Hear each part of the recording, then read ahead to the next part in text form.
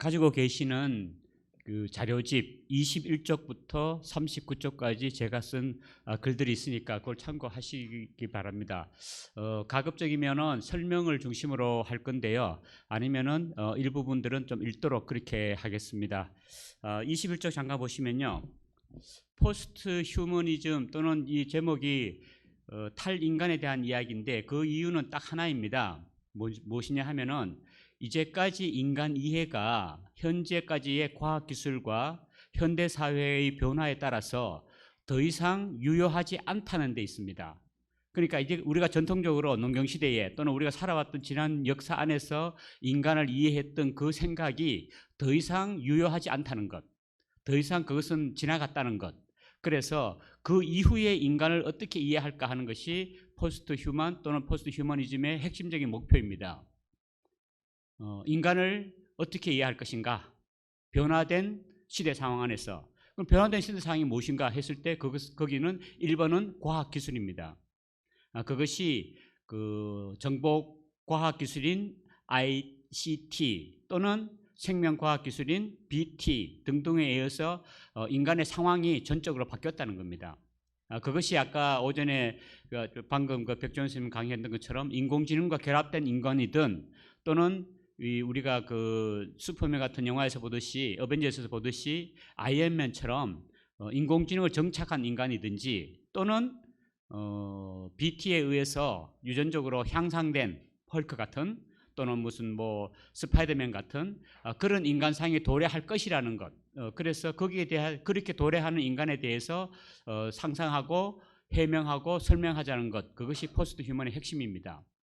이거 첫 번째 과학기술에 대한 문제고요. 둘째는 현대사회의 정치사회와 자본주의가 워낙 과잉으로 치닫기 때문에 뭐 오전에도 나왔던 이야기입니다만은 자본이 인간을 지배하거나 또는 자본에 종속된 인간의 문화적 상황, 이것이 두 번째로 아주 큰 상황에 놓였습니다. 세 번째로는 이렇게 해서 현대사회가 그 이전에는 당연시되었던 뭐 아마 그 조선시대나 또는 성리학 체계를 생각해 보시면 논어나 이런 체계를 생각해 보시면 그 시대는 인간이 살아가야 될 도덕성이라든가 책임이라든가 인간관계라든가 이런 문제들을 당연히 논의를 했습니다만 이제 이러한 변화된 시대 상황이 더 이상 전통적인 인간의 어떤 도덕성이나 인간의 어떤 그 인간성 자체가 타당하게 적용되지 않는 것, 그것 때문에 오늘날 철학에서 포스트 휴머니즘이라는 생각을 전개하고 있습니다. 그래서 포스트 휴머니즘은 아직은 결정되어 있지 않습니다. 왜냐하면 매우 최근에 불과 10년, 20년 사이에 논의가 시작되었고 지금 가장 활발하게 논의가 벌어지는 것이 이 포스트 휴머니즘에 대한 생각입니다. 그래서 크게 세 갈래로 말씀을 드리면 제가 그 아까 소개할 때 그 포스트 휴머니즘의 유래와 도래라는 책을 이제 작년에 썼었는데요. 거기서도 언급했습니다만 지금 포스트 휴먼을 논의하는 논의는 크게 세 가지가 있습니다. 첫째는 트랜스 휴먼이라고 합니다. 즉 인공지능을 정착함으로써 또는 BT를 정착함으로써 인간의 힘이 아주 증강된, 그러니까 아까 말씀드렸던 어벤져스 같은, 배트맨 같은 또는 슈퍼맨 같은 그런 인간이 될 것이다 라는 생각이 하나가 있습니다. 그래서 그것을 우리가 흔히 트랜스 휴먼이라고 이야기합니다. 증강된 힘을 지닌 사람이죠. 둘째는 이것을 철학적인 맥락으로 가져와서 그러면 그렇게 변화된 인간의 어떤 문화적 상황, 사회적 상황, 인간관계 등등을 어떻게 우리가 해명해 볼 것인가 하는 것이 일반적인 포스트 휴머니즘입니다. 그런데 이런 트랜스 휴머니즘이나 포스트 휴머니즘의 논의가 너무 인간의 어떤 본성이나 인간다움에 대해서 이야기를 못한다라는 아주 비판적인 입장을 갖고 있는 포스트 휴머니스트가 있습니다. 이 사람들은 포스트 휴먼적인 상황을 받아들이되 그러나 트랜스 휴머니즘이나 또는 포스트 휴머니즘은 너무나 나이브하다. 너희들은 인간의 실존에 대해서, 인간의 어떤 본질에 대해서 또는 인간다움에 대해서는 논의하지 못한다 라고 해서 그것을 비판하는 사람이 이른바 비판적 포스트 휴머니즘입니다. 이렇게 우리가 현재는 크게 세 갈래로 갈라볼 수 있는데요. 뭐 아마 많이 들어보셨던 어떤 철학적인 사조와는 다르게 포스트 휴머니즘은 정해진 사조가 아직은 없습니다. 많은 사람들이 이렇게 변화된 상황이 다가왔으니 인간을 한번 생각해 보자. 도대체 더 이상 전통적인 농경시대에 산업시대에 생겼던 인간 이해는 더 이상 유효하지 않다. 그럼 어떻게 해야 되느냐? 이것이 포스트 휴머니즘을 논의하는 그 철학의 단계에 있는 생각들입니다. 그래서 각주에도 한번 썼습니다만은 이 일본에 썼던 그 논의를 보면은 무려 이 사람들은 7가지 다양한 포스트 휴머니즘이 있다라는 주장들을 하기도 합니다. 여하튼 분명한 것은 아직은 결정되어 있지 않고, 그 말은 이제 우리 그 강연 제목에서 보듯이 인간에 대한 이해가 사라진 탈인간의 시대에 탈인간이 무엇일까라고 사고하는 것, 그것을 논의하고 있는 것, 그것이 포스트 휴머니즘에 대한 논의라고 보시면 됩니다. 그래서 그 이야기를 그 문제의 시작 부분에서 21쪽에 썼던 21쪽 2쪽에 썼던 부분에 썼습니다. 그래서 그 부분은 넘어가도록 하겠습니다. 포스트 휴머니즘에 대하여 그 2번 부분인데요. 이 부분들은 방금 말씀하신 것처럼 전통적 인간 이해가 유효하지 않으니 그 다음에 어떤 인간에 대한 이야기를 할 것인가라는 이야기를 합니다. 그 중간에 보시면, 그래서 로 같은 사람은 그 독일 그 철학자입니다만, 이 사람은 최근에 포스트 휴머니즘의 갈래에 대해서 정리를 하고 그 내용에 대해서 일반적 정리를 한 책을 썼습니다. 거기서 보시면은 각주 5번에 나옵니다만은 그 바로 위에 있는 부분입니다. 로는 이러한 철학적 입장은 현대의 수많은 학문적 지식과 담론을 통합하여 철학적 인간학 및 기술 철학적으로 변형된 인간에 대한 이해라고 규정합니다. 이것이 포스트 휴머니즘에 대한 일반적 규정입니다. 그래서 포스트 휴머니즘은 인간에 대한 유럽 전통의 인본주의적 이해를 문제 삼으면서 그에 따른 관습적인 범주 및 이와 연관된 사유를 파괴하면서 인간 자체를 극복하려는 철학이다, 이렇게 규정하고 있습니다. 자, 여기서 중요한 것이 바로 인간 자체를 극복하자는 이야기입니다. 무엇이 문제이길래 인간을 극복하려고 할 것인가. 그런데 이런 논의들은 사실은 그전에도 여러 번 있었습니다. 예를 들어서 니체 같은 사람은 인간을 뭐라고 이야기하냐면 위법면시라고 해서 인간이 가지고 있는 한계와 또는 인습적인 어떤 그 도덕을 넘어서는, 그러니까 그 이후의 인간 또는 극복한 사람, 우리가 흔히 초인으로 번역합니다만은 사실은 잘못된 번역이고요. 극복한 사람에 대한 이야기를 하고 있습니다. 또는 마틴 하데거 같은 사람은 인간은 더 이상 존재의 주인이 아니고, 그러니까 우리가 사회를 살면서 인간이 인간 중심에 서서 인간이 세계 주인이다, 인간이 모든 존재자를 지배하고 동물도 지배하고 인간이 세계 주인이다라고 말하는 것이 아니라는 거죠. 오히려 인간은 존재의 주인이 아니고 존재를 돌보고 관리하는 목자, 목동, 또는 존재의 의미를 드러내는 어떤 겸손한 어떤 그 특성을 지닌 인간, 그래서 탈존이라는 표현을 쓰고 있습니다. 이런 철학들은 이미 그 기술과 아까 방금 말씀드렸던 BT나 IT 기술과 결합되기 이전에 인간성에 대한 어떤 극복 또는 인간성 이후에 새로운 인간에 대한 이해를 이야기하고 있습니다. 그 핵심은 유럽이 전 세계적으로 보편화시켜 놓았던 인간 이해가, 그걸 휴머니즘이라고 이야기하죠. 우리가 인문주의라고 번역하기도 하고 인본주의라고 번역합니다만 둘 다 맞는 번역입니다. 왜냐하면 인간을 중심에 놓기 때문에 인본주의이기도 하고, 그러면서도 동시에 그리스 로마 문화를 회복하자고 하는, 또는 아까 백종원 선생님이 이야기한 것처럼 인간을 이성적 존재로 보는 계몽주의적 사고를 휴머니즘이라고 이야기한다면, 그 휴머니즘을 넘어서는 그 중간에 이야기했습니다마는 포스트 휴먼에 대한, 컨디시어 포스트 휴먼에 대한 논의를 하고 있는 것이 이 논의들입니다. 그래서 그 각주 8번에 있는 쪽만 잠깐 보겠습니다. 인간 자체를 궁극적으로 극복하려 한다는 점에서 비판적 포스트 휴머니즘이 바로 현재까지 이루어지는 그 포스트 휴머니즘을 통합해서 논의를 전개하고 있고요. 제가 지금 이야기할 것도 바로 이러한 관점에서 비판적 포스트 휴머니즘의 입장에 서서 말씀을 드리도록 하겠습니다. 네, 그 다음 부분을 잠깐 보도록 하겠습니다. 자, 이 논의들의 핵심이 뭐가 있을까 했을 때, 제가 아까 그 서구에서 형성된 휴머니즘에 대한 비판이라고 이야기했었는데요. 이 논의는 바로 중간에 잠깐 이야기했습니다만 탈근대적 철학을 지향하고 있습니다. 아마 탈근대적이라는 이야기를 굉장히 낯설게 들을 수 있을 텐데요. 이것은 뭐냐 하면은 지금 아시는 것처럼 한국 사회가 굉장히 서구화되었고, 또는 뭐 어떻게 보면은 경제적으로 굉장히 앞장선 어떤 그 선진국이다, 뭐 이런 이야기를 많이 하고 있습니다. 우리 문화는 굉장히 서구적인 그 문화를 받아들여서 한국만의 독특한 문화와 사회 경제적인 성취를 이렇게 했습니다. 여기서 보듯이 지금 우리가 살아가고 있는 이 현 세계의 문화나 현 세계 사회적 형태는 이른바 서구가, 유럽이 또는 미국이 만들어 놓은 근대 세계 안에 있습니다. 우리가 흔히 현대 세계라고 이야기하지 않습니까? 근데 그것은 산업혁명 이후에 유럽이 이룩한 과학기술의 성공, 자본주의의 성공, 그리고 정치적인 우리 뭐 잘 아시는 뭐 조금 있으면 대선이 다가옵니다만은 그 정치적인 자유주의 이것이 만들어 놓은 세계가 바로 이 세계입니다. 그래서 지금 이 그 비판적 휴머니즘은 뭘 이야기하냐면 바로 이러한 근대가 만들어 놓은 세계 이해를 벗어나자고 이야기합니다. 그래서 그것을 우리가 탈근대의 철학이라고 이야기합니다. 이 탈자를 자꾸 쓰는 이유는 사실은 영어의 포스트와 연관이 있는데요. 그 이후라는 뜻입니다. 애프터라는 뜻이죠. 그런데 애프터와 함께 극복이라는 뜻이 있습니다. 그러니까 근대 사회를 극복하자. 근대 사회 이유가 뭐냐? 아까 그 휴머니즘 이야기할 때 휴머니즘을 극복하자. 그 다음에 휴머니즘 이후가 뭐냐라는 이야기를 포스트라고 이야기하고 그것을 우리가 흔히 탈자로 번역을 합니다. 그래서 탈인간, 탈근대, 탈형이상학, 뭐 탈휴머니즘 등등을 말하는 이유는 바로 여기에 있습니다. 그래서 탈자란 말이 왜 쓰는가 하는 것을 그렇게 보시면 될 것 같습니다. 이 뒤에는 무엇이냐 하면은 아까 말씀드렸듯이 전통적인 서구 휴머니즘, 인간 이해를 해체하자는 것, 그리고 서구가 만들어 놓은 근대적인 세계 체계를 극복하자 하는 것이 담겨 있습니다.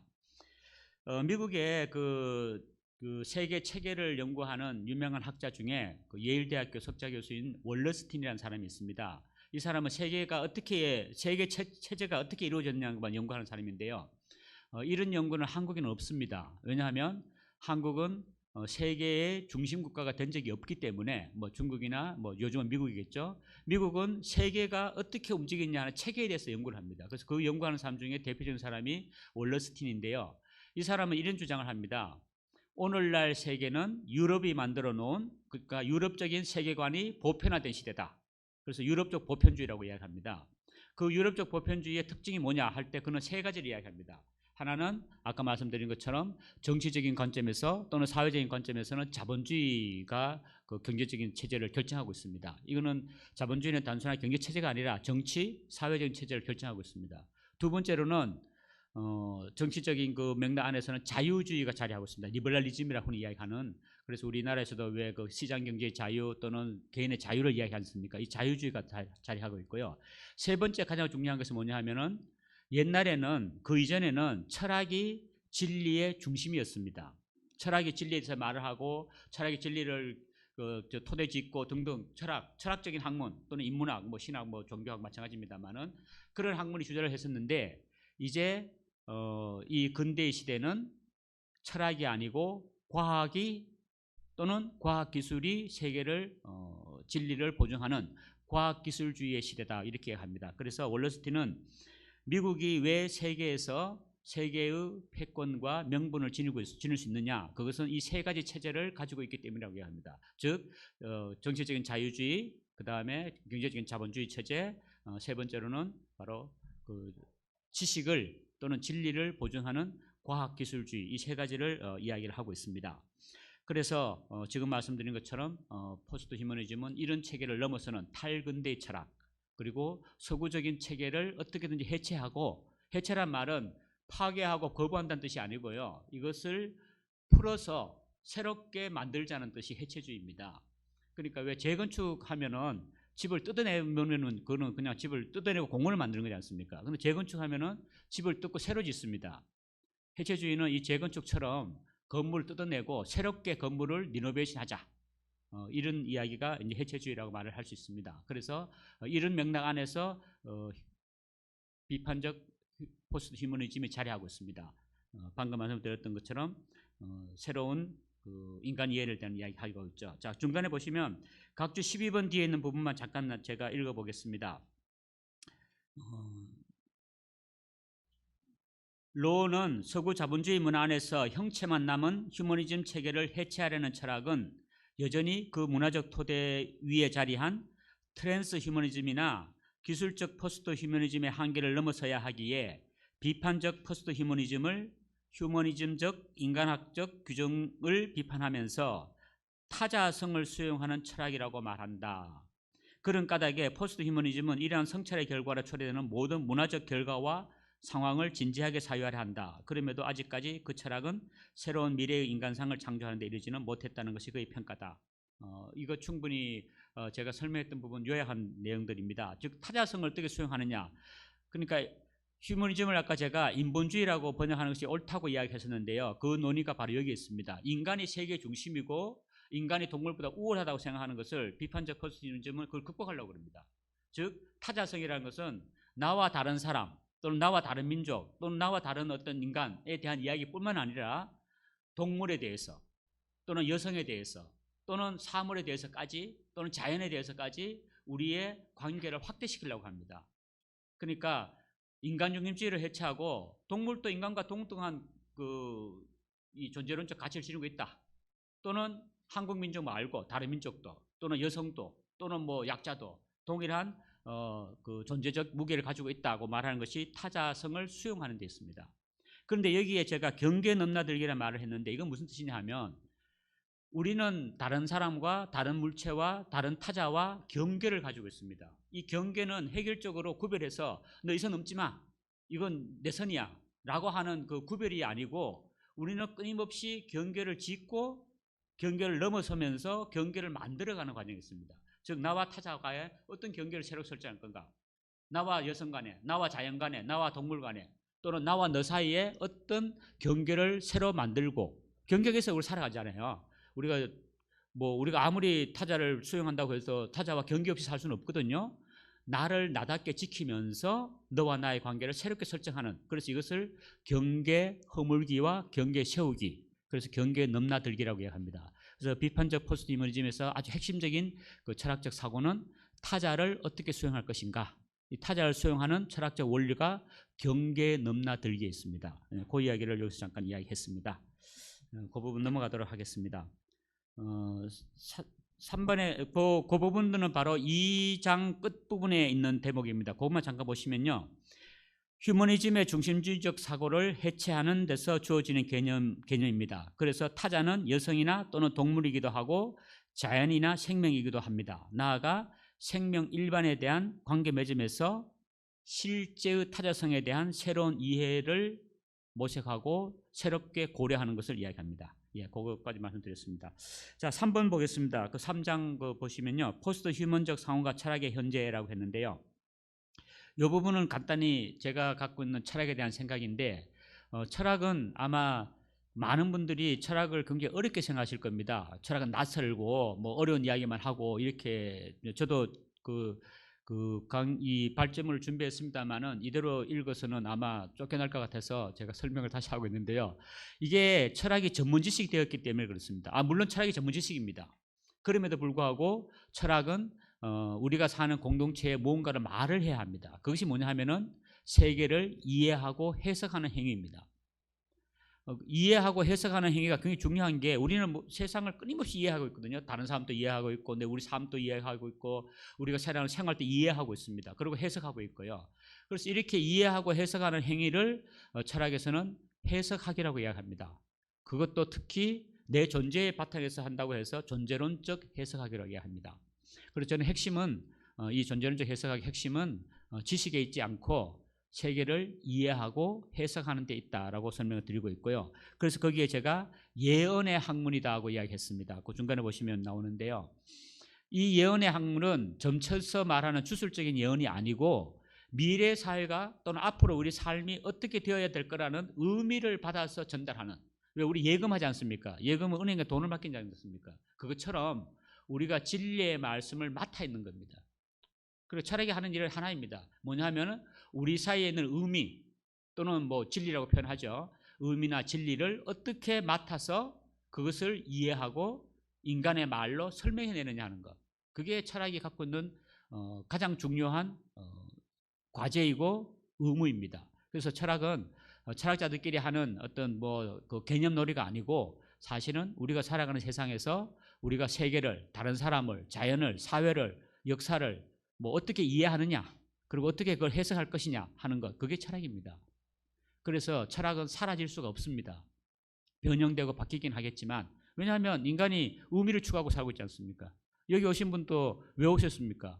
의미를 찾아서 오신 거 아닙니까? 포스트 휴머니즘이 뭐냐? 탈인간이 뭐냐? 그걸 알고 싶어 오셨으니까 사실 여기 계신 모든 분들은 철학을 하고 계시는 겁니다.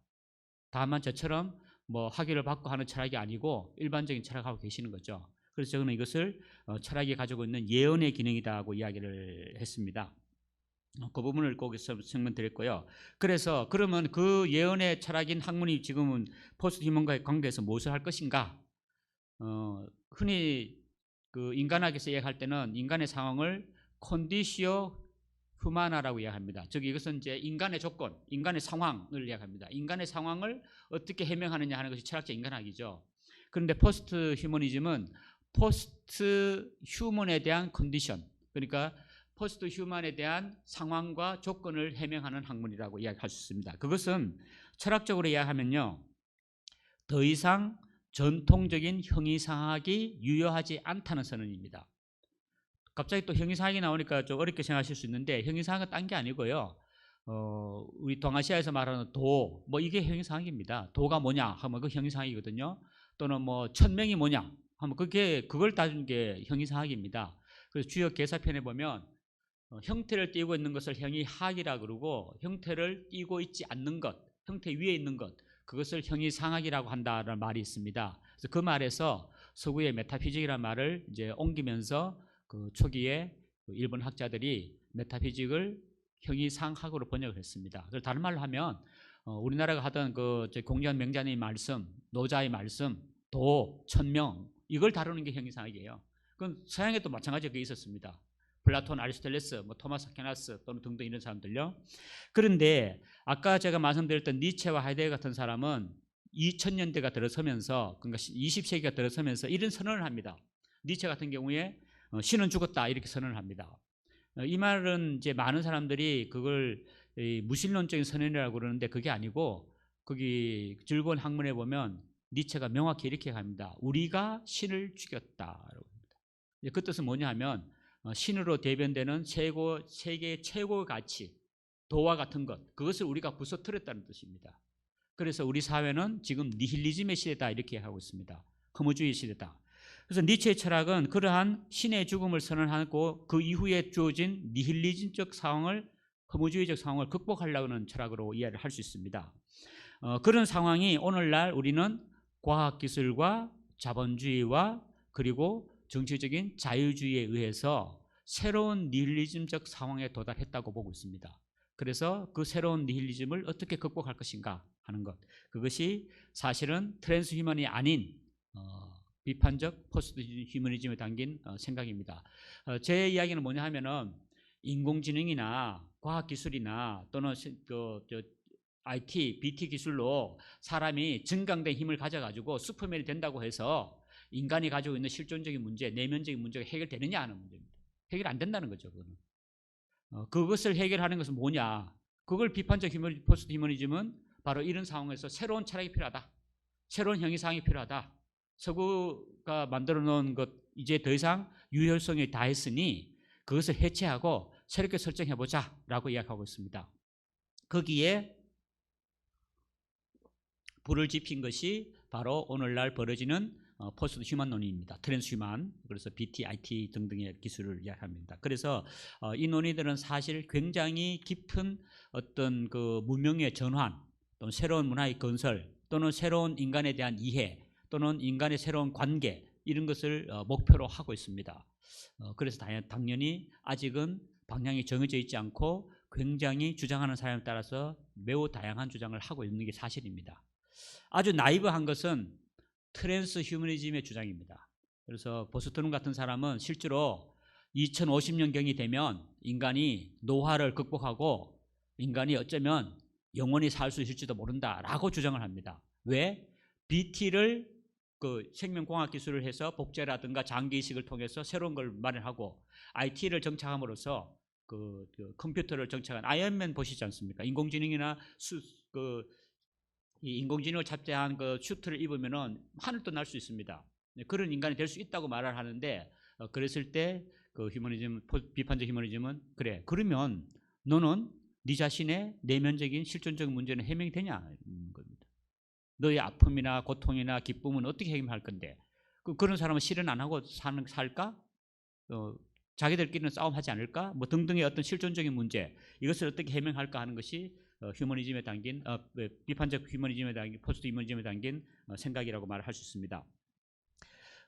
한 부분을 더 읽고 4번으로 넘어가도록 하겠습니다. 그래서 저는 이것을 내재적 초월성이라는 표현으로 대신 하고 있습니다. 말이 또 각자 어려운데요. 좀 죄송한데 무슨 뜻이냐 하면 더 이상 우리의 존재의 의미를 밖에서 찾지 말고 내 자신 안에서 찾자는 겁니다. 내재성입니다. 그럼에도 불구하고 그것은 우리의 한계를 초월하는 데 있습니다. 그래서 이게 초월이라는 것은 저는 인간의 본성이라고 생각합니다. 우리가 가지고 있는 그 인간적인 상황을 어떻게든 초월하자. 그런데 그 초월이 천당을 향한, 극락을 향한, 외재적인 세계를 향한 초월이 아니고 우리 내면으로 들어감으로써 초월을 일으켜내는, 그래서 그것을 저는 내재적 초월성이라고 표현을 하고 있습니다. 4번 단락 윗부분에 있는 부분만 잠깐 읽어보도록 하겠습니다. 아마 제가 설명드렸기 때문에 읽어도 큰 문제 없으리라고 생각해서 제가 읽도록 하겠습니다. 이때 필요한 철학은 인간의 고유한 자연성과 생명성을 언어화함으로써 실제 일반과 맺는 관계를 올바르게 정립하는 데 있다. 제가 여기서 자연성과 생명성이라고는 표현을 썼고 그것을 언어화한다고 이야기했습니다.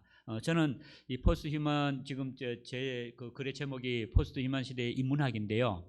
다가올 인문학은 이 자연성과 생명성을 새롭게 성찰하는 데 있다고 생각하고 있습니다. 그래서 그것을 우리가 생명이니까 우리 생명의 본성이 무엇이냐 하는 것을 통해서 그것을 언어화한다. 언어화한다는 것은 아까 제가 말씀드렸던 이해하고 해석한다는 행위입니다. 즉 우리의 말로, 언어로서 표현한다는 것을 이야기하고 있습니다. 그래서 실제 일반 모든 존재자와 새롭게 관계를 맺는다.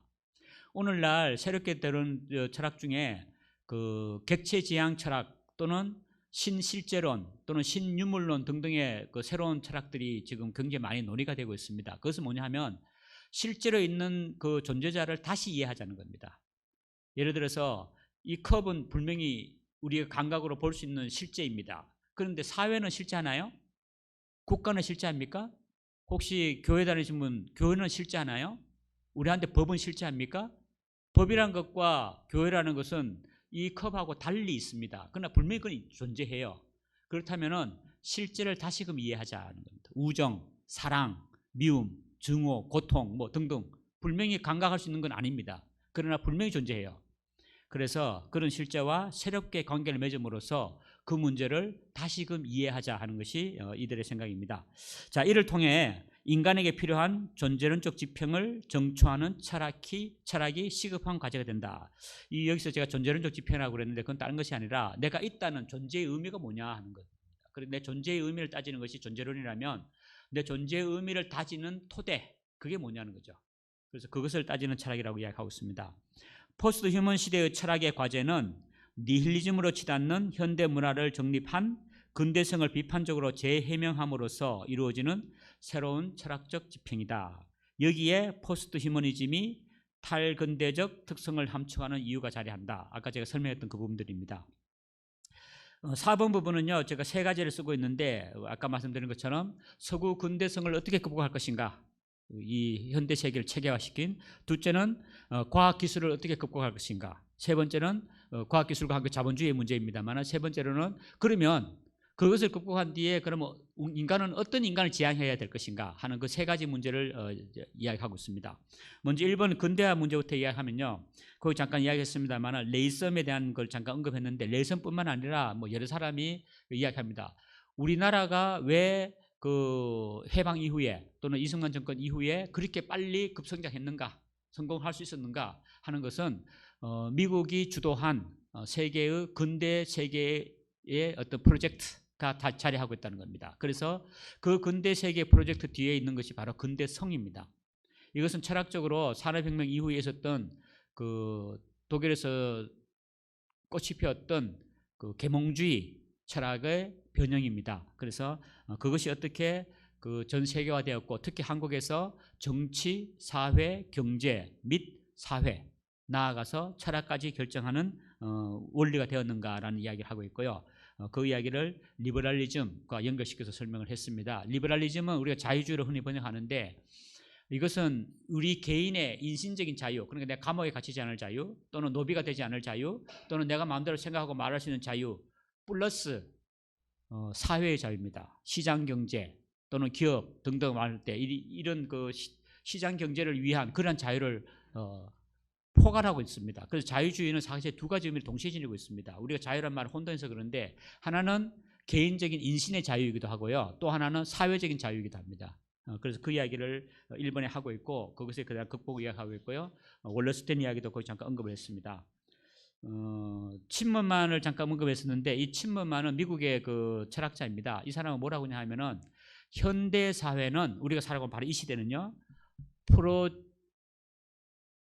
생산성의 시대 또는 제작성의 시대다고 이야기합니다. 프로덕셔니스트 메타피식이라고 이야기하는데, 그 뭐냐 하면은 현대 사회를 움직이는 철학은 무언가를 만들어내는 사회라는 겁니다. 과학기술이 뭘 만들어내고, 자본주의는 상품을 만들어내고, 기술은 부품을 만들어내고 등등 뭘 만들어내는 사회라는 겁니다. 그러면서 그 사람은 무슨 비판을 하냐 하면은, 이렇게 뭔가를 만들어내는 그 철학은 그 뒤에 들어있는 의미를 보지 못하고 있다고 이야기합니다. 그래서 그 의미를 보는 철학이 필요하다는 이야기를 하고 있습니다. 이런 맥락이 이제 고려되고, 그래서 이 사람은 굉장히 강하게 기술 문화와 자본주의 문화를 비판합니다. 제가 자본주의 문화를 비판한다고 그러면 많은 분들이 특히 한국 사회에서 굉장히 우려를 하시는데, 여기서 말하는 것은 자본주의의 성과를 부정하거나 자본주의를 넘어서는 무슨 공산주의를 하자는 뜻이 전혀 아니고요. 자본주의가 가지고 있는 그 과잉성, 자본주의가 여기 계시면 많이 느끼지 않습니까? 자본주의가 너무 그냥 돈 함으로써 사람들이 그 논리에 매몰되어 있다는 것. 그래서 그 자본주의를 극복하자는 겁니다. 그래서 해체하고 재구성하자. 우리가 경제적인 삶은 중요하지만, 그러나 현재와 같은 돈 가진 사람들이 더 돈을 버는, 기업이 돈을 독점하는 그런 자본주의 말고, 월가가 독점하는 금융 자본주의 말고, 우리 삶을 드러내는 그러한 경제 체제가 무엇이냐, 이 이야기를 하고 있습니다. 이게 이제 철학에 담긴 이야기 때문에 그 이야기합니다. 제가 그 잠깐 그 중간에 이야기했습니다만은, 이제 자본주의는 사실은 유사 철학이 되고 있습니다. 더 이상 경제 정치 체제가 아니고 사람의 생각을 옥죄는 하나의 그 유사 이즘이 되어 있다는 것이 제가 갖고 있는 자본주의에 대한 비판입니다. 그래서 최근에 나온 책 중에, 미국에서 나온 책 중에 자유주의는 실패했다는 책이 있습니다. 이것은 바로 아까 말한 정치적인, 경제적인 의미의 자유주의는 실패했다. 미국에서 나온 책입니다. 미국 학자가 미국적인 이런 자유주의는 실패한다. 우리는 새로운 어떤 인간을 위한 이즘을 만들어야 된다, 이런 주장도 하고 있습니다. 그래서 여기에 중요한 것이 일단 이제 우희정 선생님이 발표하실 건데, 생명 정치라는 이야기 논의가 나오었습니다. 이것은 푸코 같은 사람이 19세기의 정치가 생명을 관리하는 생명 관리 정치라면, 지금 말하는 생명 정치는 생명을 살리는 정치, 그런 생명을 살리는 정치 철학, 이게 무엇이냐는 이야기를 하고 있습니다. 두 번째는요, 기술 문제인데, 이것은 허욱 같은 사람이 이제 홍콩의 학자인데요, 현대사를 움직이는 가장 중요한 어떤 힘이 기술인데, 바로 포스트 휴먼이 갖고 있는 게 기술에 대한 논리지 않습니까? 이 기술이 사실은 자연을 소외시키고 인간을 소외시킴으로써 허무주의를 불렀다는 비판을 하고 있습니다. 그래서 그는 전통적인 동아시아적 사유와, 그 사람 입장에 중국이겠죠, 동아시아적 사유와 현대 기술을 결합시키는 코스모 테크닉스라는 표현을 씁니다. 코스모스와 자연과 우주죠. 그 다음에 기술을 결합한 코스모 테크닉스를 주장하고, 저는 일정 부분 동의하는 부분도 있고 동의하지 않는 부분도 있습니다만은, 하여튼 이런 논의가 있다는 것입니다. 기술을 더 이상 우리가 보는 과학기술로만 한정하지 아니하고, 기술공학으로 한정하지 않고 자연과 함께하는 기술, 그래서 코스모 테크닉스라는 표현을 쓰고 있고, 그래서 이것은 기술 문제는 매우 중요한 포스트 휴머니즘의 논리 중에 하나입니다. 그래서 그들은 무슨 이야기를 하냐면은, 하이데거가 이런 이야기 한 적이 있습니다. 떠나간 신과 다가오지 않는 신 사이에 놓여 있는 것이 우리의 현실이다. 이중의 결여라고 이야기합니다. 무슨 뜻이냐면, 우리를 뒷받침시켰던 최고의 가치로서의 신은 떠나갔고, 우리 삶을 규정할 새로운 신은 다가오지 않았다. 그 이중의 결여 사이에서 우리가 놓여 있어서 현대문화의 위기가 여기 있다, 이런 표현을 하고 있습니다. 그 논의도 여기 나왔고요. 시간이 별로 없어서 마지막 부분만 이야기하고 넘어가겠습니다. 5번에 나와 있는 부분인데요, 5장입니다. 포스트 휴머니즘 인문학과 수련으로서의 철학이라는 부분인데요, 제가 많은 부분을 설명 못했죠. 한 7분쯤 남았으니까 이걸 빨리 정리하도록 하겠습니다. 이것은 슬로더다이크라는 독일 철학자가 주장한 것을 제가 가져온 건데, 슬로더다이크는 1957년생입니다. 그 하이데거 철학자고요. 1957년이면 아마 64 정도 됐죠. 독일에서 아주 그 주목받는 철학자인데, 이 사람은 우리 시대가 인간공학의 시대다 이렇게 합니다. 아까 말한 그 포스트 휴머니 지향하는 그거지 않습니까? BT나 IT로 의해서 인간을 공학적으로 제작하고 바꿀 수 있는, 그래서 그 안트로포 테크닉스라고 이야기합니다. 인간공학의 시대다.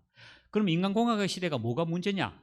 인간공학의 시대에서 가장 문제가 되는 것은 인간이 자기 존재를 실현하는, 자기 존재를 실현하고 자기 존재를 구현해 나가는 의미를 찾는 그 수련 행위가 사라졌다는 겁니다.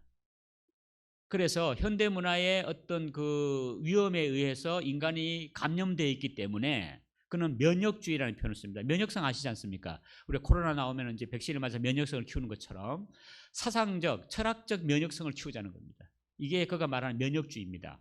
아주 독특한 개념인데요.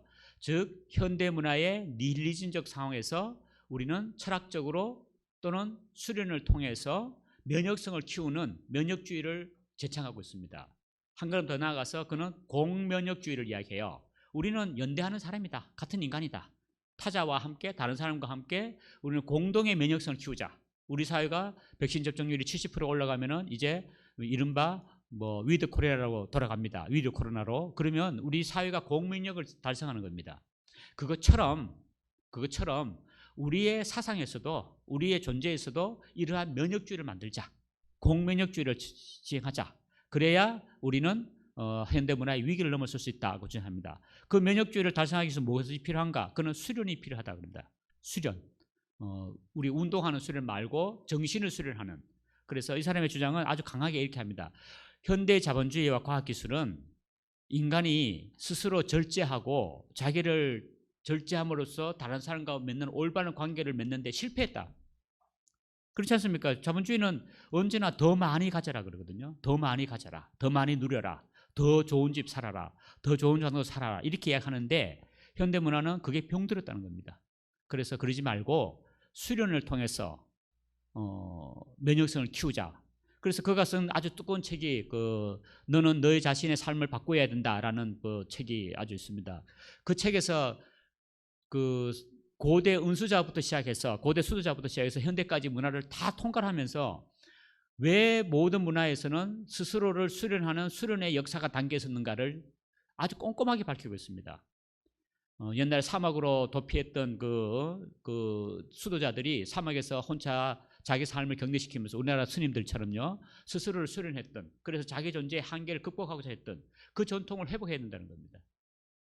그럼으로써 이걸 이제 자기가 수련이라고 이야기하는데, 이 수련을 통해서 우리는 면역성을 키우고 인간다움을 회복해야 된다 이렇게 이야기합니다. 그래서 그가 말하는 것은 회복적 인간, 각주 35번에 썼습니다만은 호모 레페티티부스, 그 다음에 기회적 인간 호모 아티스타. 이건 이제 기회적 인간이라는 것은 예술적이고 학문적이고 미학적인 감수성을 지니고 있는, 생명에 대한 감수성을 지니고 있는 그런 인간을 이야기합니다. 그런 인간으로 회복됨으로써 우리는 그걸 회복하기 위한 자기 수련을 이야기하고 그것을 통해서 새로운 인간이 되어야 한다. 이것이 그가 말하는 포스트 휴먼입니다. 논의들이 아까 말한 트랜스 휴먼과 굉장히 다르죠. 이제 그런 논의들을 하는 이유가 바로 여기 있습니다. 바로 영성 수련이라고 이야기하는 겁니다.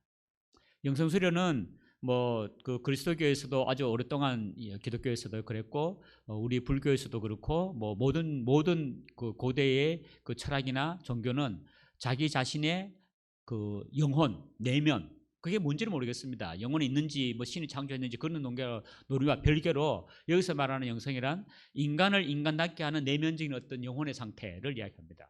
그것을 어떻게 수련하느냐, 그것을 어떻게 갈고 닦아가느냐 하는 것이 철학이다 하고 이야기하고 있습니다.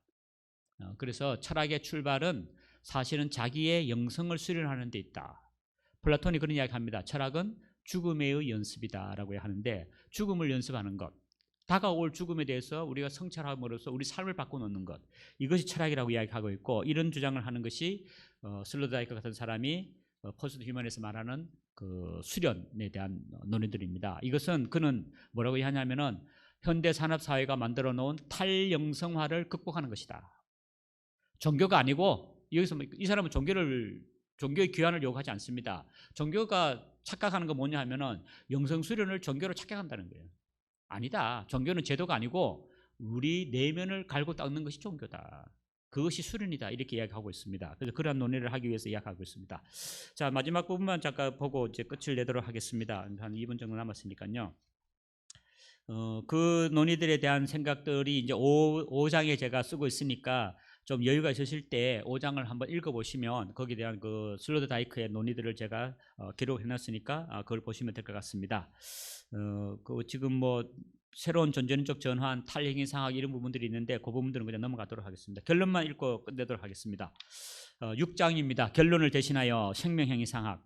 포스트 휴먼 시대의 철학은 이중적 과제를 지닌다. 한편으로 그 과제는 기술 문화와 자본주의 문화로 귀결된 근대성을 극복하는 데 있으며 다른 한편 그 이후의 사유를 이끌어낼 새로운 학문적 이해의 전환이 그것이다. 이 학문은 기술 문명과 결합함으로써 인간을 정진시키려는 트랜스 휴머니즘의 망상을 넘어 서구의 전통적 휴머니즘과의 대결을 필요로 한다. 이를 통해 지금 여기에 포스트 휴먼적 상황에서 필요한 존재론적 지평을 정초할 이후의 철학, 포스트 철학, 포스트 메타피식을 형성하는 것이 여기 있다. 그것을 저는 여기서 생명성을 사유하는 생명성의 인문학 또는 생명성의 형이사학으로 제시하고 있습니다. 그것은 우리의 존재론적 의미를 다시 바라보는 것이다. 이렇게 합니다. 한 단락 띄우겠습니다. 이 철학이 생명성의 탈형이상적인 까닭은 생명을 다만 생명과학적이거나 유기체적 관점에서 바라보지 않고 그 존재적 특성을 사유하기 때문이며 그 사유를 더 이상 전통 형이상에서 찾지 않기 때문이다 라고 이야기하고 있습니다. 이 부분 또 아까 설명했으니까 넘어가고요. 마지막 부분만 보겠습니다. 그와 함께 생명성을 삶의 영역으로 이끌어갈 때 우리에게는 생명이 지니는 특성을 실천적으로 자리매김할 문화를 형성할 수 있을 것이다. 근대의 과잉으로 치닫는 문화의 전환 없이는 이후의 인간을, 여기서 말하는 탈인간을 위한 삶의 집자리는 불가능하다. 오늘날 생태위기 및 삶과 생명의 위기는 이 문제의 심각함을 남김없이 보여주고 있다. 지금 필요한 것은 사유와 그에 따른 존재론적 전환이며 그를 통한 새로운 문화를 만들어내는 철학적 수련이다. 이 자기 수련을 통해 얻게 되는 새로운 탁월함은 포스트 휴먼 시대의 인간성을 위한 실천적 관점에서 의미하는 바가 매우 크다. 생명행위사학은 포스트 휴먼적 존재론적 실천과 실천을 위해 중요한 사유의 터전을 정초할 것이다. 네, 감사합니다. 예, 고맙습니다.